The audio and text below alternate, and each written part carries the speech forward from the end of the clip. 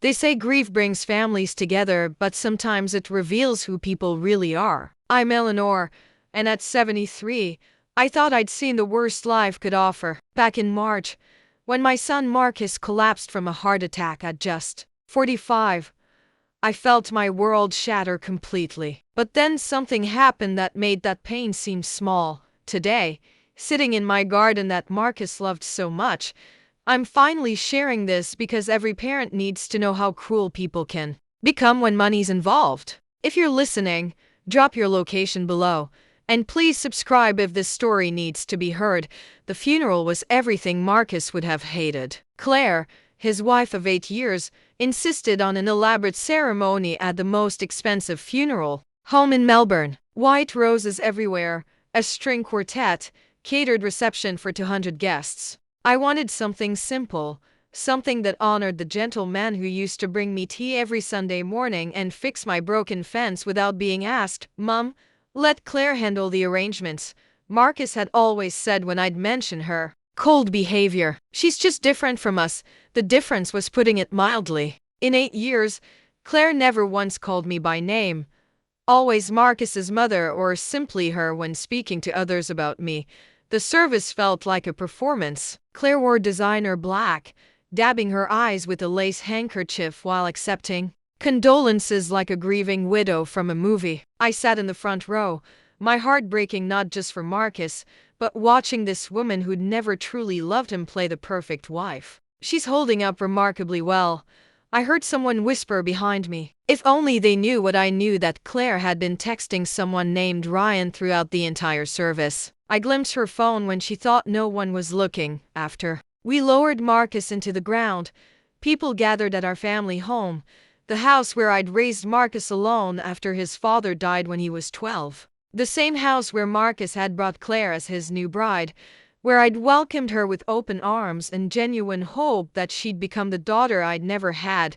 The guests slowly filtered out as evening approached. My sister Margaret helped me clean up, stacking plates and folding chairs while Claire disappeared upstairs. That woman hasn't lifted a finger all day, Margaret muttered, scraping leftover sandwiches into containers. Even at her own husband's funeral, by 8 o'clock, only Margaret and I remained in the kitchen. That's when Claire appeared in the doorway, no longer the grieving widow. Her makeup was fresh, her black dress replaced with jeans and a sweater. She looked relieved. Eleanor, we need to talk, she said, her voice crisp and businesslike. The fake tears were gone, replaced by something cold and calculating. Margaret sensed the tension immediately. I should probably head home, she said, squeezing my shoulder. Call me if you need anything. After Margaret left, Claire sat across from me at the kitchen table where Marcus and I had shared thousands of meals. The same table where he'd done his homework, where we'd planned his wedding, where just last month he'd told me about his concerns regarding Claire's spending habits. This house, Claire began, gesturing around the room, it's mine now. Marcus and I were married, which means I inherit everything. I've already spoken to a real estate agent, and she thinks we can get at least $2 million for this place. I stared at her, unable to process what I was hearing. Claire, this is my home. I've lived here for 35 years. Marcus grew up here. She shrugged, examining her manicured nails. That's sentimental nonsense. The house is in Marcus's name, and now it's mine. I'm giving you 2 weeks to pack your things and find somewhere else to live. I'm sure there are nice retirement homes that would suit someone your age. The cruelty in her voice was breathtaking. This woman had just buried her husband, and she was already planning to sell his childhood home and throw his mother onto the street. Marcus would never want this, I whispered, my hands trembling. He loved this house. He loved having me here. Claire laughed, a sound devoid of warmth. Marcus was too soft. He let you manipulate him with guilt and sentiment. Well, I'm not Marcus. I have plans, and they don't include supporting his elderly mother indefinitely. I thought about all the times I'd bitten my tongue when Claire made snide comments about my cooking, my decorating, my old-fashioned ways. All the times Marcus had asked me to just try to get along with her because he loved us both. All the family dinners where she'd sat silent, scrolling through her phone while Marcus and I talked. What plans? I asked, though I dreaded the answer. Her eyes lit up with excitement. Ryan and I are moving to the Gold Coast. We're going to open a boutique hotel. This house sale will give us the capital we need to make it happen. Ryan, the name from her phone during the funeral. My son wasn't even cold on the ground, and she was already planning her new life with another man. How long? I asked quietly. How long what? How long have you been seeing Ryan? For the first time, Claire looked uncomfortable. That's none of your business. What matters is that I'm being generous by giving you 2 weeks. I could have you out tomorrow if I wanted. I stood up slowly, my legs shaky with shock and grief. Marcus trusted you. He loved you. Marcus was naive, she said, standing as well. He thought love was enough. But love doesn't pay for the lifestyle I deserve. This house, his life insurance, his savings, it's all mine now, and I intend to use it to build something better than this suburban prison. That night, I lay in the bed where I'd comforted Marcus through childhood nightmares, where I'd nursed him through chicken pox and broken hearts. The house felt different now, tainted by Claire's words. Every room held memories of my son, but now they were overshadowed by the knowledge that the woman he'd married saw our home as nothing more than a commodity to be sold. I thought about calling Margaret, but what could she do? I thought about fighting Claire legally, but I was a 73-year-old widow on a pension. She was right about one thing: the house was in Marcus's name, and she was his wife. As dawn broke through my bedroom curtains, I made a decision. I would pack my things and leave quietly. Not because Claire deserved to win, but because I couldn't bear to turn my son's memory into a battlefield. Marcus had always hated conflict, always tried to keep peace between us. But as I started pulling photo albums from my dresser, something nagged at me. 3 months ago, Marcus had asked me to witness some documents he was signing. Just boring legal stuff, Mum, he'd said. But I need a witness who isn't Claire.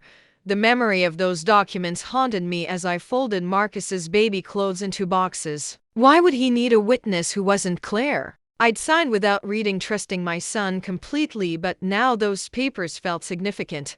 On Thursday morning, exactly 1 week after the funeral, I was taping up my 3rd box when the doorbell rang. Claire had left early with her suitcases, muttering something about finalizing arrangements with Ryan. I assumed it was another sympathy visitor, but through the peephole I saw a man in an expensive suit carrying a briefcase. Mrs. Eleanor Whitmore? He asked when I opened the door. I'm James Patterson from Patterson and Associates. I was your son Marcus's solicitor. My heart skipped. Please, come in.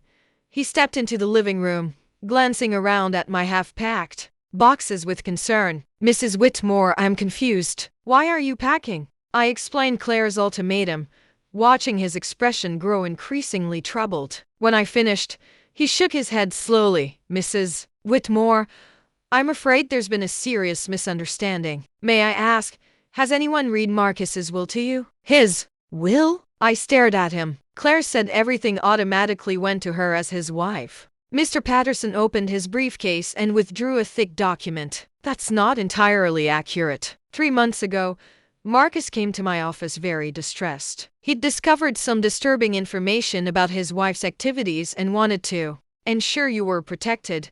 My hands trembled as he spread papers across the coffee table, the same table where Claire had delivered her cruel ultimatum. Marcus established a living trust, Mr. Patterson explained. While Claire does inherit his personal effects and half his savings, this house and the majority of his assets were placed in trust with you as the primary beneficiary. The room spun around me. That's impossible. The house is in Marcus's name. It was. But he transferred ownership to the trust 6 weeks before his death. Legally, you own this house, Mrs. Whitmore. You always have, since the trust was established.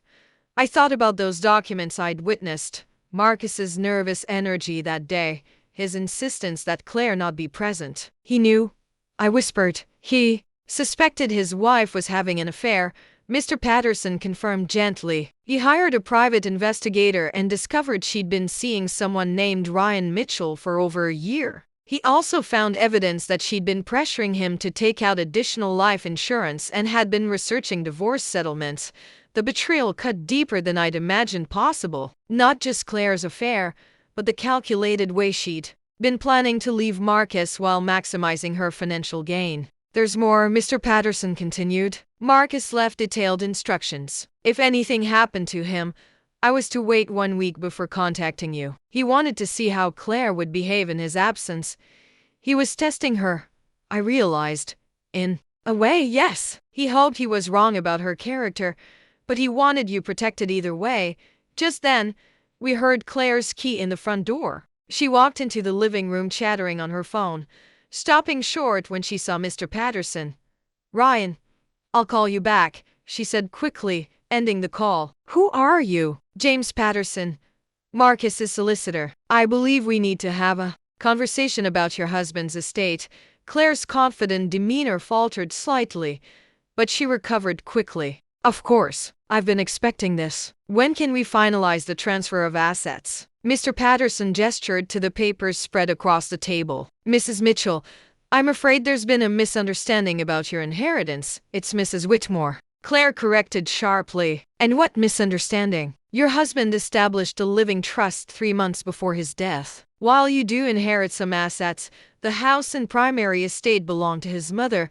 The color drained from Claire's face. That's impossible. I'm his wife. Everything goes to the spouse. Not when the spouse has been having an affair and planning to leave, Mr. Patterson said calmly. Marcus was quite thorough in documenting your relationship with Ryan Mitchell.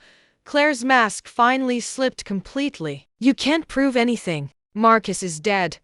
He can't testify to whatever lies you think you have, Mr. Patterson pulled out a manila envelope. Actually, he can. He left a video statement, recorded in my office, explaining his reasons for establishing the trust. He also left this letter for you. With shaking hands, Claire opened the envelope. As she read, her face went through a range of emotions.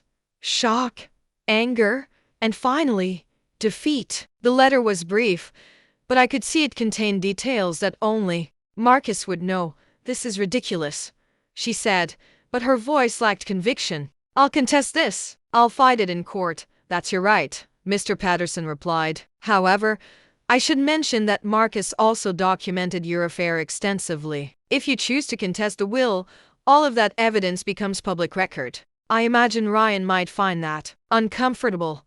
Claire crumpled the letter, her carefully constructed world collapsing around her. How much? She asked finally. I'm sorry. How much do I get from his savings and insurance? Mr. Patterson consulted his papers. After taxes and legal fees, approximately $40,000. It was a fraction of what she'd expected, barely enough for a deposit on the boutique hotel she'd been planning. The house alone was worth 50 times that amount. I want you out of my house, I said quietly. It was the first time I'd spoken since Mr. Patterson arrived, and my voice was stronger than I felt. Claire looked at me with pure hatred. This isn't over, Eleanor. I'll find a way to Mrs. Mitchell. Mr. Patterson interrupted. I should inform you that threatening the beneficiary of a legal trust is a criminal offense. I'd suggest you collect your belongings and leave peacefully. That afternoon, I watched from my bedroom window as Claire loaded her car with suitcases. She moved with angry, jerky motions, slamming the trunk and car doors. Before driving away, she looked up at the house one final time. Even from a distance, I could see the fury in her posture. Mr. Patterson stayed to explain the trust details. Marcus had been incredibly thorough, ensuring I'd never have to worry about money or housing again. He'd even included provisions for home maintenance and health care.